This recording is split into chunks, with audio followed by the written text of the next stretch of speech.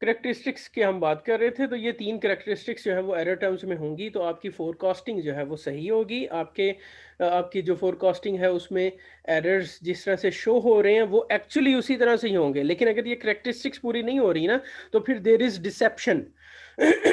ठीक है, कि आप समझ कुछ रहे हैं, आप ये समझ रहे हैं कि एरर्स कम है, लेकिन एक्चुअली एरर्स बैकएंड पे एरर्स बहुत ज्यादा है। तो ये डिसेप्शन जो है उसको कंफर्म करने के लिए आपने ये तीनों करेक्टरिस्टिक्स जो है वो इंश्योर करनी होती हैं। ये तीनों करेक्टरिस्टिक्स आगे हमारे पास पोस्ट टेस्ट हैं, पोस्ट डायग्नोस्टिक टेस्ट हैं रिग्रेशन के, उनको जब रन करेंगे उधर से भी आपको इसकी क्लैरिटी आएगी। वो टेस्ट हमें आइडेंटिफाई कर देंगे कि there may be some problems in our errors, या कुछ प्रॉब्लम है आपकी एस्टिमेशन में। तो वो उधर से हमारी जो है वो क्लैरिटी आ जाएगी फर्दर। अब ये जो दूसरी इसकी पहली थी नॉर्मली डिस्ट्रीब्यूटेड, वो मैंने आपको बता दिया कि अगर एरर्स के नंबर्स अगेंस्ट टाइम आप ग्राफ के ऊपर ड्रॉ करोगे तो एक बेल शेप्ड जो है वो आपका डॉट्स अपीयर होने चाहिए। उसके बाद दूसरी करेक्टरिस्टिक है जीरो मीन वाली, कि आपका मीन जो है एरर्स का वो जीरो होना चाहिए। तो इधर अगर आप देखें, ये आपने एरर का कॉलम जो है वो कैलकुलेट किया है, is equal to Y minus Y cap, and we have all these numbers. और ये सारे नंबर्स जो हैं वो y माइनस वाई कैप को कैलकुलेट करके आपने ये सारे नंबर्स जो हैं वो ड्रॉ किए हुए हैं। ठीक हो गया। अब इन सारे नंबर्स का समीशन जो है दैट इज जीरो। और आपका मीन का फार्मूला क्या होता है, समीशन ई ओवर एन हो जाएगा। तो summation E is zero over N, जो भी हो whatever number it is also equal to zero. तो ये तो इधर से ही कंफर्म हो रही है प्रॉपर्टी कि आपका एरर जो है उसका मीन जीरो होता है। ठीक है, इसका मतलब क्या है कि प्लस एरर और माइनस एरर जो है वो आपस में कैंसिल आउट हो रहे हैं। दैट इज वाई, आपको अगर याद हो तो हम एरर्स के स्क्वायर को मिनिमाइज करने की कोशिश कर रहे थे। ठीक है, क्योंकि एरर्स को एड अप करोगे तो प्लस माइनस आपस में कैंसिल आउट होके तो आपका आंसर जीरो आ जाएगा। तो इस वजह से हम हर नंबर का स्क्वायर लेके उसको जो है वो हम अपनी जजमेंट के अंदर ला रहे थे, और उसको ही हमने अपनी रिग्रेशन इक्वेशन के अंदर इनपुट के तौर पे यूज किया। तो zero mean and constant variance. Constant variance क्या है कि वो जो वेरी कर रहे हैं, एरर्स जो वेरी कर रहे हैं उनका वेरिएंस जो है वो कांस्टेंट है। ठीक है, उसमें जो है वो जो चेंजेस आ रही हैं वो किसी ट्रेंड के हिसाब से आ रही हैं। ठीक है, वो उसमें रैंडमनेस नहीं है, उसमें कांस्टेंट सिनेरियो जो है वो एग्जिस्ट कर रहा है। So these are the characteristics of error term. आगे चलते हैं, nature of error terms. Error terms आते क्यों हैं? एरर टर्म्स आने की काफ़ी सारी रीजंस हो सकती हैं। इधर हम दो तीन जो है उन्हें डिस्कस करते हैं। First of all, missing variables. आपने एक मॉडल बनाया और उस मॉडल के अंदर आप कोई बड़ा इंपॉर्टेंट वेरिएबल जो है उसे मिस कर गए हैं, तो उसकी वजह से भी आपकी फोरकास्टिंग जो है उसमें प्रॉब्लम आ सकती है, आपकी एक्चुअल और एस्टिमेटेड में डिफरेंस आ सकता है। तो वेरिएबल्स जो है वो आपको जब भी कोई मॉडल बना रहे हो तो अपने वेरिएबल्स, इंपॉर्टेंट वेरिएबल्स जो हैं उनको सबको इंक्लूड करें अपनी कैलकुलेशन के अंदर। जैसे वो लॉ ऑफ डिमांड जो है वो कहता है कि आपकी प्राइस जो है वो डिपेंडेंट, आपकी डिमांड जो है that is dependent on price. ठीक है, लेकिन अब ये खाली प्राइस तो नहीं है ना, इसके साथ और भी वेरिएबल्स हैं कि प्रोडक्ट जो है उसकी क्वालिटी क्या है, उसके बाद अवेयरनेस क्या है पब्लिक के अंदर, लोगों का इनकम लेवल क्या है, ये कुछ और वेरिएबल्स भी हैं। तो हमें एक ऐसा मॉडल बनाना है जिसमें सारे इंपॉर्टेंट सिग्निफिकेंट वेरिएबल्स जो हैं वो आप इंक्लूड करोगे, तो तब आपका एरर टर्म जो है वो मिनिमम लेवल पे आ जाएगा। उसके बाद दूसरी reason, human behaviour is not rational. ठीक है, ये रैशनैलिटी जो है वो सारे लोगों में एग्जिस्ट नहीं करती। We are normally extremist people. ठीक है, आप लोगों को कोई चीज़ अच्छी लगती है तो बहुत अच्छी लगती है, बुरी लगती है तो बहुत बुरी लगती है, किसी से नफरत करते हैं तो हम बहुत ज़्यादा नफरत करते हैं। ठीक हो गया, या कोई अच्छा लगता है तो बहुत अच्छा लगता है। तो ये जो एक्सट्रीम्स हैं ये हमारी पर्सनालिटीज़ के अंदर नेचुरली एग्जिस्ट करती हैं। तो इन एक्सट्रीम्स की वजह से जो है वो आपका बिहेवियर जो है दैट इज़ अनप्रिडिक्टेबल। ठीक है, अब वो जो ह्यूमन बिहेवियर की अनप्रिडिक्टेबिलिटी है उस वजह से फिर आपने मॉडल बनाया, मॉडल बना के आपने जो है वो एस्टिमेट किया कि जी इतनी सेल होगी हमारी इस प्रोडक्ट की, लेकिन मसला ये है कि अगर बारिश किसी दिन हो गई है, तो लोग जो है वो ज़्यादा पकोड़े खाना शुरू कर देते हैं। अगर किसी दिन गर्मी ज़्यादा हो गई है, तो उस दिन लोग जो है वो कोल्ड ड्रिंक्स ज़्यादा लेना शुरू कर देते हैं। ठीक है। सो ये बिहेवियर इंसान का जो है वो मूड पे डिपेंडेंट है और उसकी आदतों पे डिपेंडेंट है। ठीक है। और उसके अंदर आप प्रिडिक्टेबिलिटी भी नहीं ला सकते ह्यूमन बिहेवियर के ऊपर, क्योंकि एक ही सिचुएशन के अंदर शायद एक इंसान किसी एक टाइम पीरियड पे और तरह से बिहेव करे, और आफ्टर सम डेज वो शायद किसी और तरह से बिहेव करे एक ही सिनेरियो के अंदर। ठीक है। तो ये जो सारा है सूरत हाल, इसमें ह्यूमन बिहेवियर जो है उसमें बड़ी अनप्रडिक्टेबिलिटी है, और उस अनप्रडिक्टेबिलिटी की वजह से भी आपकी जो फोरकास्टिंग है उसमें प्रॉब्लम आ सकता है। आपकी एस्टिमेटेड नंबर्स जो हैं वो एक्चुअल नंबर से काफ़ी सारे डिफरेंट हो सकते हैं, और वो एरर की वजह बनते हैं। तो इस वजह से चूंकि आप ह्यूमन बिहेवियर को प्रेडिक्ट नहीं कर सकते, उसको फोरकास्ट नहीं कर सकते, इस वजह से ये एक फैक्टर है जो कि आपकी फोरकास्टिंग के अंदर एरर क्रिएट करता है। उसके बाद थर्ड रीजन जो है, that is measurement error. When data is collected we may round some values. अब ये मेजरमेंट एरर जो है, इसकी वजह से भी if you have data entry in thousands, आपके जो वेरिएबल की नंबर ऑफ ऑब्जर्वेशन है वो अगर थाउजेंड्स में है, और उसमें आप राउंडिंग कर रहे हैं, तो उस राउंडिंग के अंदर जो है राउंडिंग की वजह से टोटल कलेक्टिव इफेक्ट जो है उसके ऊपर इम्पैक्ट आ सकता है, और वो एरर क्रिएट कर सकता है। या सम टाइम ये होता है कि आपसे गलती से नंबर गलत पंच हो गए। ठीक है। आपने वन लिखना था और उसकी जगह आपने ट्रिपल वन लिख दिया। ठीक है। या डबल वन लिख दिया, या आपने ट्रिपल वन लिखना था उसके सिंगल वन लिख दिया, या आपने ट्रिपल वन लिखना था तो आपने पॉइंट वन वन वन लिख दिया। तो उसकी वजह से भी काफ़ी सारा जो है वो मेस क्रिएट हो जाता है। तो डाटा एंट्री के वक्त भी आपको काफ़ी कॉशियस रहना होता है, अदरवाइज उसकी वजह से एरर्स आ सकते हैं, और वो आउटलायर्स जो हैं वो क्रिएट हो जाते हैं हमारी कैलकुलेशन के अंदर। आउटलायर्स जो हैं ये नॉर्मल फिनोमिना है रिसर्च के अंदर, और ये किसी आपकी मिस्टेक को शो कर रहे होते हैं, किसी भी तरह की मिस्टेक को। डाटा एंट्री लेवल के ऊपर भी मिस्टेक हो सकती है, डाटा कलेक्शन लेवल के ऊपर भी आपकी मिस्टेक जो है वो हो सकती है।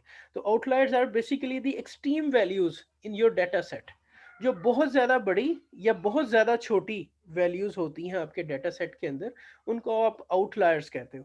और वो आउटलायर्स जो है वो आपके सारे मीन मीडियन मोड जो है उसको डिस्टर्ब कर देते हैं। ठीक है। मीन को स्पेसिफिकली, क्योंकि मीन जो है वो आप सारी वैल्यूज को ऐड अप करके उनको नंबर ऑफ ऑब्जर्वेशन से डिवाइड करना होता है आपने। तो वो आपका एडिशन जो है वो अगर कोई एक्सट्रीम वैल्यू ऐड अप हो गई है आपके नंबर्स में, तो वो आपका मीन जो है उसे डिस्टर्ब कर देगी, और उसकी बेसिस के ऊपर आपके फर्दर स्टैटिस्टिक्स जो हैं वो भी डिस्टर्ब हो जाते हैं। सो इस वजह से आपका एरर जो है वो, सर आउटलाइट का दोबारा बता दें। Outliers are basically the extreme values in your data set. आप डाटा कलेक्शन कर रहे हैं, तो डाटा कलेक्शन करते हुए कोई एक्सट्रीम वैल्यू जो है वो एंटर हो गई है आपसे, कलेक्ट करते हुए आपने रिकॉर्ड कर लिया, और उसके बाद उसको सॉफ्टवेयर में पंच करते हुए आपने उधर गलती से आपने कोई एक्सट्रीम नंबर जो है वो पंच कर दिया, या फिर कोई एक्सट्रीम वैल्यू मार्केट में एग्जिस्ट कर गई है, मतलब ना आपसे गलती हुई डाटा कलेक्शन में, ना आपसे गलती हुई डाटा पंचिंग में, वो ऑब्जर्वेशन मार्केट के अंदर उस तरह से आ गई। जैसे अगर आप स्टॉक मार्केट को देखें, तो आप पूरे महीने का पिछले का डाटा लें, तो उसमें सिर्फ परसों का और उससे एक दिन पीछे का नंबर जो है, ये एक्सट्रीम वैल्यूज हैं पूरे महीने के नंबर्स में। कि स्टॉक मार्केट ने जिस दिन सेनेट का इलेक्शन था उससे एक दिन पहले स्टॉक मार्केट ने 900 पॉइंट माइनस में गई, और जिस दिन इलेक्शन जो है वो हो गया उससे अगले दिन स्टॉक मार्केट जो है वो 1000 पॉइंट्स प्लस में गई, जबकि रूटीन में वो 50 60 100 200 नंबर ऊपर नीचे मूव कर रही थी। ठीक है। तो ये आउटलायर आ गया। तो ये सिचुएशन क्या थी कि आपसे डाटा कलेक्शन में भी गलती नहीं हुई, आपसे डाटा एंट्री में भी गलती नहीं हुई, लेकिन ये मार्केट में एक एक्सट्रीम सिचुएशन जो है वो एग्जिस्ट कर गई। अब ये जो एक्सट्रीम वैल्यू है ये आपकी सारी ऑब्जर्वेशंस जो है उनको डिस्टर्ब कर देगी, उनकी कैलकुलेशंस को। ठीक है। तो ये फोरकास्टिंग के अंदर प्रॉब्लम जो है इसकी वजह से पैदा हो सकते हैं। तो हमें इस चीज़ को भी अपने जहन में रखना होता है। अब अब बात ये है कि आपने तो अगर सिर्फ महीने का डाटा देखा है स्टॉक मार्केट का, तो उसमें तो ये वैल्यू एक्सट्रीम है 1000 पॉइंट प्लस और 1000 पॉइंट माइनस।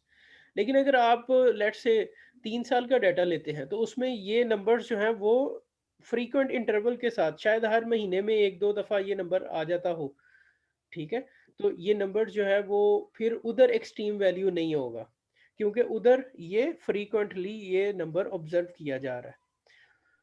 तो ये आउटलायर्स जो हैं वो इस तरह से हमारे डाटा के अंदर एग्जिस्ट करते हैं और ये हमारी जो स्टैटिस्टिकल टर्म्स हैं, स्टैटिस्टिकल नंबर्स हैं, उनको ये थोड़ा सा डिस्टॉर्ट करते हैं और उसकी वजह से हमारी फोरकास्टिंग जो है उसके अंदर भी प्रॉब्लम्स जो है वो आ सकती हैं। हमारा एरर का जो साइज है वो बड़ा हो जाता है एक्सट्रीम वैल्यूज की वजह से। अच्छा जी, उस सर फर्स्ट पॉइंट जरा क्लियर कर दें, missing variables. Missing sir variable. उसके अंदर ये है कि जो इंडिपेंडेंट वेरिएबल है वो तकरीबन हम सारे ऐड नहीं कर सकते, इम्पॉसिबल है। कोई ना कोई मिसिंग हो ही जाता है, तो इसका मतलब है हमारी क्वेश्चन के अंदर एरर हमेशा मौजूद रहेगा। हाँ जी, एरर तो आपका एग्जिस्ट करता ही है आपकी इक्वेशन के अंदर। ठीक हो गया, वो हर इक्वेशन में एग्जिस्ट करता है। अब डिस्कशन इस बात पे हो रही है कि आपने उसको रिड्यूस करना है। ठीक हो गया, अब उस रिडक्शन के लिए ज़रूरी है कि आप इंपॉर्टेंट वेरिएबल्स जो हैं उनको ज़रूर इंक्लूड करें अपने मॉडल के अंदर। ठीक है, उससे क्या होगा कि आप 80-90% कॉन्फिडेंट हो जाएंगे अपने रिजल्ट्स की फोरकास्टिंग, अपनी जो इक्वेशन है उसके ऊपर आपकी रिलायबिलिटी 80-90% हो जाएगी और 10% आप एरर को दे देंगे। बट इमेजिन कि आपने 50% ही रिड्यूस कर दिया अंदर से 50%। आपने जो है वो अपना मॉडल जो है वो सही तरह से एडजस्ट नहीं किया, उसमें वेरिएबल्स आपने सही नहीं डाले 50%, तो उसमें तो फिर आपकी रिलायबिलिटी 50% रह जाएगी ना, तो उसी तरह से आपकी फोरकास्टिंग की रिलायबिलिटी 50-50 हो जाएगी। तो हमें इसको इस नंबर को जो है वो हाईएस्ट लेवल पे लेके जाना होता है। ये बात ठीक है आपकी कि ये पॉसिबल नहीं है, ये इम्पॉसिबल सी चीज़ है कि आप सारे के सारे वेरिएबल्स जो एक डिपेंडेंट वेरिएबल को इन्फ्लुएंस कर रहे होते हैं सारों को इंक्लूड करें। लेकिन आप ये तो देख सकते हैं ना कि यार एक वेरिएबल जो है वो काफ़ी सिग्निफिकेंट वेरिएबल है और वो हम मिस नहीं कर सकते। ठीक है, तो उसको आपको इंक्लूड करना ज़रूरी होता है। तो सिग्निफिकेंट वेरिएबल्स जो हैं वो आप इंक्लूड करते हैं अपने मॉडल के अंदर। अगर कोई सिग्निफिकेंट वेरिएबल मिस हो जाए तो फिर उसका इम्पैक्ट आता है आपकी फोरकास्टिंग के ऊपर। सर आपने यहाँ सिर्फ मिसिंग वेरिएबल्स लिखा हुआ है, और अगर सर हमने कोई एक्सक्लूड करना हो, मतलब दो वेरिएबल ऐसे ऐड हो गए हैं जो सेम मीनिंग दे रहे हैं हमें, तो उसमें से एक को एक्सक्लूड कर देना चाहिए हमें। हाँ जी, ऑब्वियसली ये अगर आप एक्सक्लूड नहीं करते तो उसकी वजह से प्रॉब्लम आता है आपके जो पोस्ट डायग्नोस्टिक टेस्ट हैं उनके अंदर प्रॉब्लम आता है। इसे हम मल्टीकुलरिटी कहते हैं कि आपने दो इंडिपेंडेंट वेरिएबल्स एक जैसे इंक्लूड कर दिए अपने मॉडल के अंदर। अब वो दो वेरिएबल्स जो हैं वो आपस में एक दूसरे के साथ उनका रिलेशनशिप है। ठीक हो गया, अगर उनका आपस में रिलेशनशिप है तो वो रिलेशनशिप जो है वो डिस्टॉर्ट करेगा ओवरऑल जो आपके कोएफिशिएंट्स हैं, इंटरसेप्ट टर्म और स्लोप कोएफिशिएंट जो है वो उनको ओवरऑल डिस्टॉर्ट करता है। ये एक प्रॉब्लम है और इस प्रॉब्लम का सिंपलेस्ट सॉल्यूशन जो है वो ये होता है कि आप दोनों में से किसी एक वेरिएबल को अपनी इक्वेशन में से एक्सक्लूड कर दें। यस सर, क्लियर हो गया। अच्छा, now we will come towards the assumptions of OLS estimators. देखें सर आपने। Excuse me sir. हाँ जी, बोले। सर सम जो हैं वो देख रहे हैं ओएलएस की, ये वो अजम्पशंस हैं। देखें, ये सारा सिनेरियो जो है वो आपने जहन में रखना है इस पॉइंट ऑफ व्यू से कि we have alpha and beta. हमारे पास इंटरसेप्ट की वैल्यू निकलनी है at the end of whole process और उसके बाद हमारे पास बीटा की वैल्यू निकलनी है। और ये वैल्यूज जो हैं वो कांस्टेंट होंगी और इन वैल्यूज की बेसिस के ऊपर हमने फोरकास्टिंग करनी है। हमने ये बताना है बीटा की वैल्यू को देखते हुए कि अगर x की वैल्यू 1 यूनिट बढ़ती है तो y की वैल्यू, ये जो बीटा की वैल्यू है, इसके इक्विवेलेंट बढ़ेगी। ठीक हो गया, तो ये जो कोएफिशिएंट्स हमारे पास हैं, ये जो पैरामीटर्स हमारे पास आएंगे अल्फा और बीटा, इनकी वैल्यूज पे सारा कुछ बेस कर रहा है। तो इनकी वैल्यूज जो हैं वो प्रॉब्लमेटिक हो सकती हैं अगर आप इन अजम्पशंस को फुलफिल नहीं करेंगे। ओएलएस की अजम्पशंस को अगर आप पूरा नहीं करेंगे तो आपकी ये वैल्यूज जो हैं वो रिलायबल नहीं होंगी। इंटरसेप्ट की और स्लोप कोएफिशिएंट की वैल्यू। जैसे ये देखें, ये पीछे हम इसकी इंटरप्रिटेशन कर रहे थे कि आपकी जो इनकम है अगर वो 1000 रुपये बढ़े तो आपकी जो एक्सपेंडिचर ऑन फूड है वो 820 रुपये बढ़ जाएगा। अच्छा जी, सो हम असम्पशंस जो हैं उनको देखने लगे हैं। पहली असम्पशन क्या है कि आपके पैरामीटर्स जो आपकी इक्वेशन है that must be linear in parameters. ठीक है, अब पैरामीटर्स में लीनियर होने का मतलब क्या है कि आपके अल्फा और बीटा के ऊपर स्क्वेयर्स जो है वो नहीं होने चाहिए। ठीक है, मतलब फॉर एग्जांपल आप अपनी इस इक्वेशन के अंदर अगर एक और तीसरा वेरिएबल दूसरा वेरिएबल इंक्लूड करें, ये first variable is X X first variable is x1, let say आप x2 भी अंदर इंक्लूड करें और x2 जो है उसको डिफाइन आपने ऐसे किया है कि x का स्क्वायर। ठीक है, तो उस सिनेरियो के अंदर जो है वो प्रॉब्लमेटिक होगा मामला।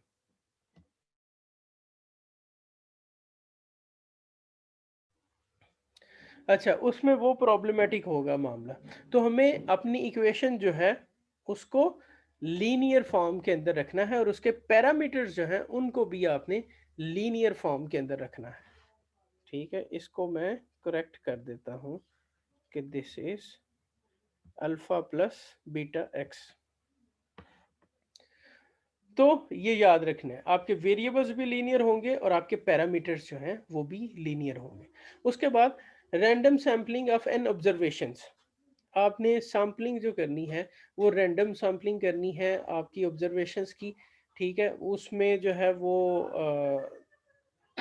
आप कोई जो है वो अपना सिस्टमेटिक वे के थ्रू जो है वो आप सैम्पलिंग जो है वो नहीं करेंगे। ठीक है और उसके बाद sample variation in explanatory variable are not all the same. अच्छा, एक्सप्लेनेटरी वेरिएबल जो है उसके अंदर जो वेरिएशन आ रही है उसकी जो ऑब्जर्वेशंस हैं, ये आपको मैं इधर टेबल से बता देता हूँ। आपका इधर एक्सप्लेनेटरी वेरिएबल जो है दैट इज एक्स 25 30 35 40 45।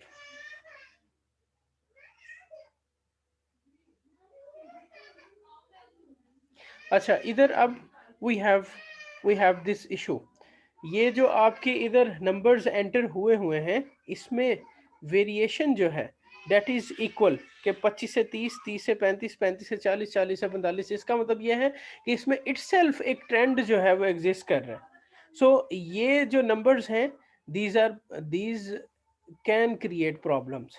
ठीक है, और ये हमारी अजम्पशंस जो है वो उससे फुलफिल नहीं हो रही।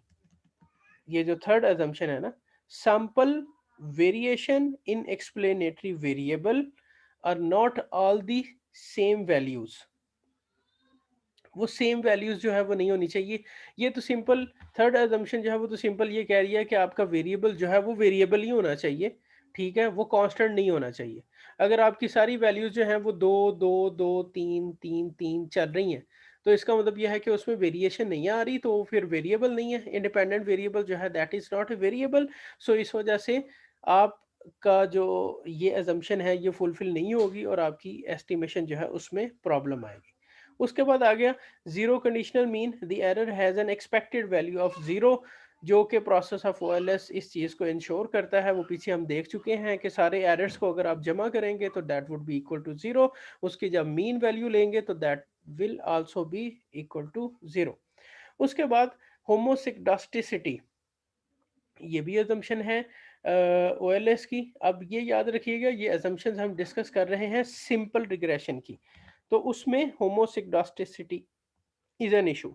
ये क्या है, सॉरी, होमोसिगडास्टिक डाटा होना चाहिए, हेट्रोसिगडास्टिसिटी नहीं होनी चाहिए। अब हेट्रोसिगडास्टिसिटी और होमोसिगडास्टिसिटी क्या है इसको देख लेते हैं। The error has the same variance given any value of the explanatory variables. आपके जो एक्सप्लेनेटरी वेरिएबल्स हैं उनका रिलेशनशिप एरर्स के साथ अगर एग्जिस्ट कर रहा है तो देन उसमें प्रॉब्लम है, उसमें हेट्रोसिगडास्टिसिटी का इशू है। ठीक है, ये इशू नहीं होना चाहिए। ठीक है, तो अब अगर आप इसकी तरफ आए, ये था जो मैंने आपको बताया, दैट वाज हेटेरोसिगडॉस्टिसिटी। अब हमने आना है टुवर्ड्स होमोसिगडॉस्टिसिटी। होमोसिगडॉस्टिसिटी क्या है कि आपका जो इंडिपेंडेंट वेरिएबल है उसका एरर टर्म के साथ कोई रिलेशनशिप नहीं होना चाहिए। ठीक है, उसका मतलब क्या है? अब ये जो स्टेटमेंट लिखी है ना, इसका मतलब हम देखते हैं ये क्या है। The error has the same variance given any value of explanatory variable. इसका मतलब ये है कि आपका एरर टर्म जो है that is constant.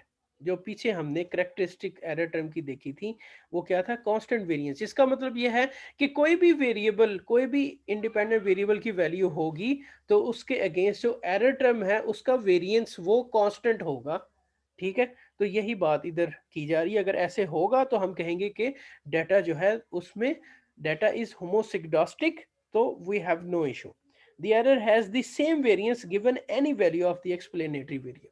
So there is no relationship between independent variable value with the error term. ये चीज हमने इंश्योर करनी है, और जब हम इसको इंश्योर कर लेते हैं तो हम कहते हैं कि डाटा इज होमोसिगडॉस्टिक। ठीक है, तो जनाब ये हमारी assumptions हैं, 5 assumptions, but these 5 assumptions are for simple regression। आगे एक आधी assumption जो है वो एड अप हो जाएगी in multiple regression। So what we have to do ultimately, we need blue estimators. Blue means best linear unbiased estimators। अब best का मतलब क्या है? बेस्ट का मतलब ये है कि मिनिमम एरर आपका हो, ठीक है, लीनियर पैरामीटर्स में लीनियर हो, ठीक है, और अनबायस का मतलब ये है कि sample estimator is close to population parameter. आपने जो सैंपल जो है उसके कैलकुलेट किए हैं पैरामीटर्स, वो पॉपुलेशन के पैरामीटर्स के करीब करीब होने चाहिए या ऑलमोस्ट इक्वल होने चाहिए। This is what we want. So ये ब्लू जो है दैट इज द टर्मिनोलॉजी जो यूज होती है ओएलएस के लिए। तो ये टर्मिनोलॉजी हम यूज करते हैं और इसकी बेसिस के ऊपर आप ये मामला जो है वो अपना कर लेते हैं। अब इधर वो देखिए, ये नीचे जो वैल्यूज हैं ये सारी कैलकुलेट हुई हैं, वो पीछे जो नंबर थे एक्स और वाई के, और उनकी बेसिस के ऊपर जो है वो सारा हमने जो कैलकुलेशन की है वो इधर की है। और वाई की इक्वेशन जो हमने ड्रॉ की है 0.3 प्लस 0.82x, ये सारी हम कैलकुलेशंस जो है वैसे कर लेते हैं। आपको मैन्युअली ये सारी कैलकुलेशंस करने की ज़रूरत नहीं है। वी हैव सॉफ्टवेयर्स, उन सॉफ्टवेयर्स को आप एक्स और वाई की वैल्यूज़ दोगे तो वो आपको हर एक चीज़ जो है वो कैलकुलेट करके दे देंगे। आपको डिफरेंट ग्राफ्स जो हैं वो बना देंगे, आपको टेबुलर फॉर्म के अंदर रिजल्ट्स जो है वो मिल जाएंगे। वो मैं आपको दिखाता हूँ अभी इन आगे स्लाइड्स में, आगे वो रिजल्ट्स भी दिए हुए हैं। अच्छा जी, अब हम कुछ और चीज़ें जो हैं वो देखने लगे हैं। जब आपके रिग्रेशन के रिजल्ट्स आते हैं ना, तो रिग्रेशन के रिजल्ट्स जब आते हैं तो उसके अंदर काफ़ी सारी चीज़ें होती हैं अल्फ़ा और बीटा के अलावा भी, उनको भी हमने देखना होता है। और ओवरऑल हमने सिनेरियो सारा देख के तो हमने फोरकास्टिंग करनी होती है, और हमने देखना होता है कि प्रॉब्लम्स जो हैं वो तो नहीं किसी जगह पे एग्जिस्ट कर रहे, तो वो नंबर्स जो हैं वो भी साथ साथ एग्जिस्ट कर रहे होते हैं। जैसे अगर आप ये देखें, we have this regression result, ये मल्टीपल रिग्रेशन जो है उसका रिजल्ट है। अब इस रिग्रेशन रिजल्ट के अंदर तो आपका अल्फा और बीटा की ये वैल्यू दो एग्जिस्ट कर रही हैं, but we have lots of other values as well. ये टी वैल्यू है, पी वैल्यू है, एफ वैल्यू है, ठीक हो गया। उसके बाद डिग्री ऑफ फ्रीडम है, उसके बाद जो है वो आर स्क्वेयर है, एडजस्टेड आर स्क्वेयर है, स्टैंडर्ड एरर है। तो ये सारी की सारी जो अंदर आपके रिजल्ट्स के टेबल के अंदर जो चीज़ें एग्जिस्ट कर रही होती हैं, हमें इन्हें भी देखना है, और इनकी बेसिस के ऊपर ओवरऑल डिसाइड होता है कि आपके रिजल्ट्स जो हैं वो कितने रिलायबल हैं। आप जो फोरकास्टिंग करना चाह रहे हैं इन पैरामीटर्स की बेसिस के ऊपर, वो कितनी रिलायबल है। सो ये सारी चीज़ें जो हैं अब remaining other than intercept term और स्लोप कोएफिशिएंट, इनको हम एक्सप्लेन कर चुके हैं पहले। अब बाकी चीज़ें जो हैं वो आ जाती हैं, इनको वन बाय वन हम देखते हैं कि वो कैसे कैसे कैलकुलेट होती हैं, और उनके जो नंबर्स हैं उनकी इंटरप्रिटेशन आप कैसे कैसे करते हैं। ठीक है, तो सबसे पहले इसमें जनाब आ जाती है स्टैंडर्ड एरर ऑफ एस्टिमेट या standard error of regression. Standard error of estimate जो है वो हम कैसे कैलकुलेट करते हैं। फर्स्ट ऑफ ऑल उसे देख लेते हैं कि वो है क्या। The standard of estimate is the measure of accuracy of predictions. आप जो अपनी फोरकास्टिंग कर रहे हैं उसकी एक्यूरेसी कितने परसेंट है, इसका हमें स्टैंडर्ड एरर से पता चलता है। Standard error of estimate SEE जो है वो शॉर्ट टर्म में, शॉर्ट वर्डिंग के अंदर हम इसे टेबुलर फॉर्म के अंदर जो है वो मेंशन करते हैं। और ये नंबर्स जो है ये कैसे कैलकुलेट होता है, it is basically the standard deviation of errors as defined as. तो ये एरर्स की स्टैंडर्ड डेविएशन है बेसिकली। सो एरर्स का नंबर ये पीछे आपने कैलकुलेट कर लिया था। In the table we have this number 11.99। इसकी हमने स्टैंडर्ड डेविएशन लेनी है, तो वो स्टैंडर्ड डेविएशन ये इधर आ गई, summation EI square over n minus के हमारे नंबर ऑफ इंडिपेंडेंट वेरिएबल्स होते हैं। ठीक है, तो number of independent variable and number of observations और समीशन EI स्क्वायर जो है वो आप पहले E कैलकुलेट करोगे via E is equal to Y minus Y cap से। जो आपका आंसर आएगा सारा का सारा कॉलम जो है उसको 1/1 हर ऑब्जर्वेशन जो है उसका स्क्वायर लेंगे, उसको सम करेंगे, तो आपकी ये वैल्यू जो है वो इधर पुट अप हो जाएगी। ठीक है, तो इसे हम स्टैंडर्ड एरर ऑफ एस्टिमेट कहते हैं। The smaller the number it is the better it is. ठीक है, जितना बड़ा ये नंबर होगा उतना ज़्यादा प्रॉब्लम्स हैं आपके एस्टिमेशन के अंदर, आपकी फोरकास्टिंग के अंदर। तो ये हो गया आपका स्टैंडर्ड एरर ऑफ एस्टिमेट। उसके बाद हम ये टी टेस्ट जो है वो अप्लाई करते हैं। टी टेस्ट के मुतालिक आप लोगों ने भी बड़ा सुना हुआ होगा कि टी टेस्ट जो है वो एक नंबर होता है हमारी रिग्रेशन रिजल्ट्स के अंदर, और वो सिग्निफिकेंस के मुतालिक बता रहा होता है। तो टी टेस्ट जो है वो क्या है, वो हर वेरिएबल जो है, हर इंडिपेंडेंट वेरिएबल का टी टेस्ट जो है वो हम कैलकुलेट करते हैं। ठीक हो गया, और टी टेस्ट को कैलकुलेट करके हम उसको एक टेबल के नंबर के साथ कंपेयर करते हैं, और कंपैरिजन के बाद टी टेस्ट का कैलकुलेटेड नंबर कंपेयर करते हैं विद ए टेबल नंबर। और कंपैरिजन के बाद आपका अगर कैलकुलेटेड नंबर जो है वो टेबल के नंबर से बड़ा होगा, तो देन हमारा वो इंडिपेंडेंट वेरिएबल जो है वो सिग्निफिकेंट वेरिएबल होगा।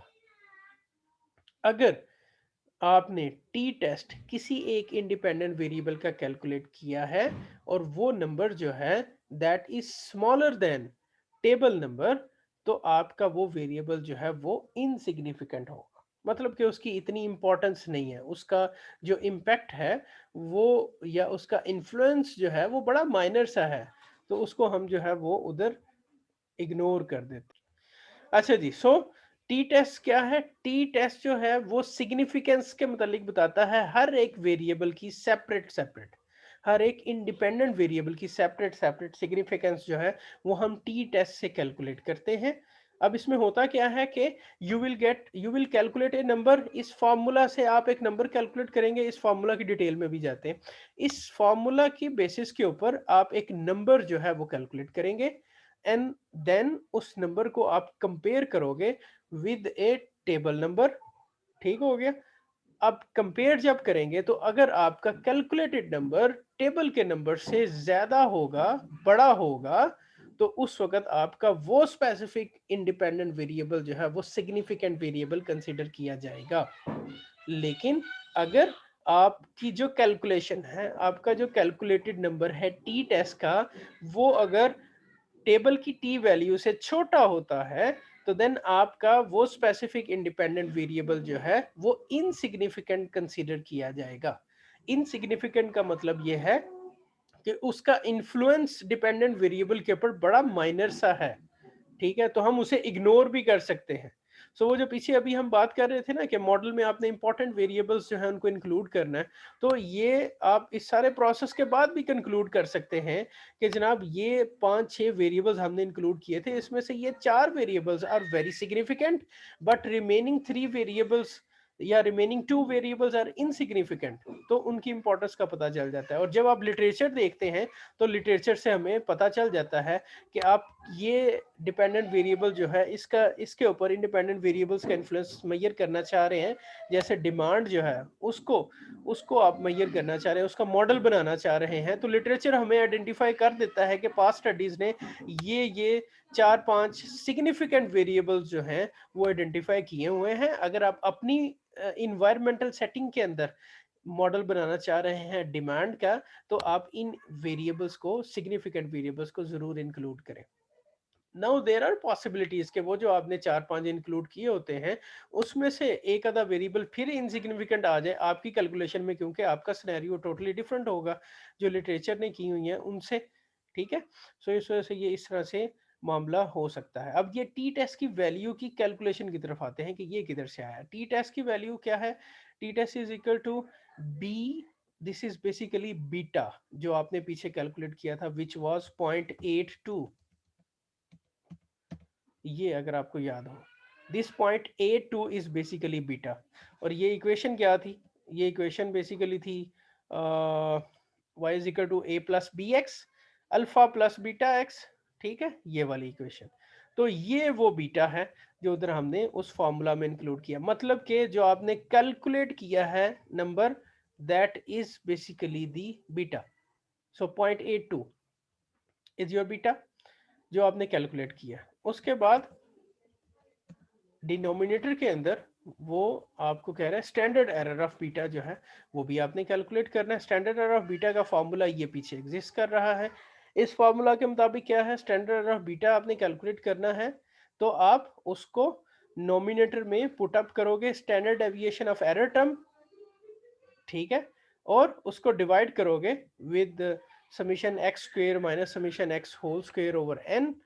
ठीक है, तो आप ये जो है वो फॉर्मूला अप्लाई करोगे, you will get a number of standard error beta.